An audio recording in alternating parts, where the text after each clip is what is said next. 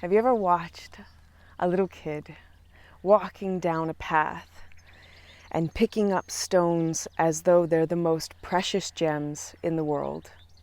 They run back to their parents or whoever they're with, and they just want to show their treasures. And they ask that they be kept safe, Mom, can you please make sure that it's safe? And it's funny because so often I find myself thinking, wow, right? The entire path is rocks. What makes those so special? But there's this beautiful childlike wonder there. The ability to see the marvelous and the extraordinary in the ordinary. As I was growing up in Louisiana, I was a total mudbug.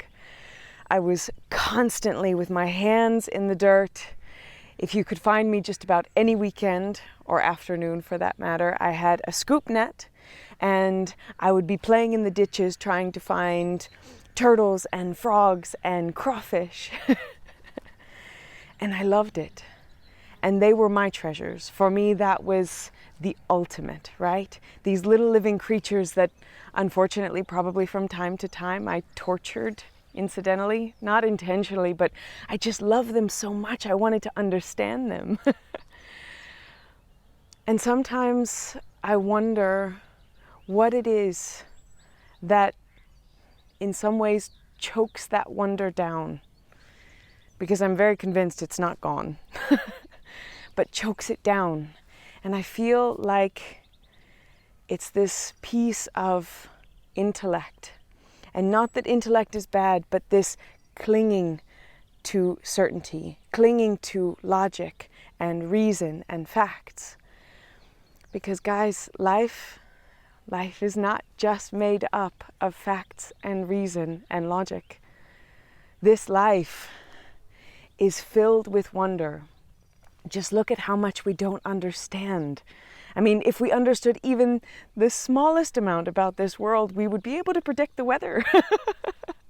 And we all know that that might be one of the most frustrating jobs in the world as a weatherman, unless you live in some place like San Diego, perhaps.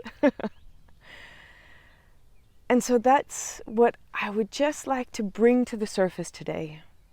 There are no specific tools or measures, but maybe just to reflect back. When you were young, where did you find wonder? Where did you sit in awe of nature and your surroundings and yourself?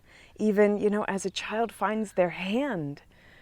How awe-inspiring is that? You can watch themselves for hours as they discover their body and who they are.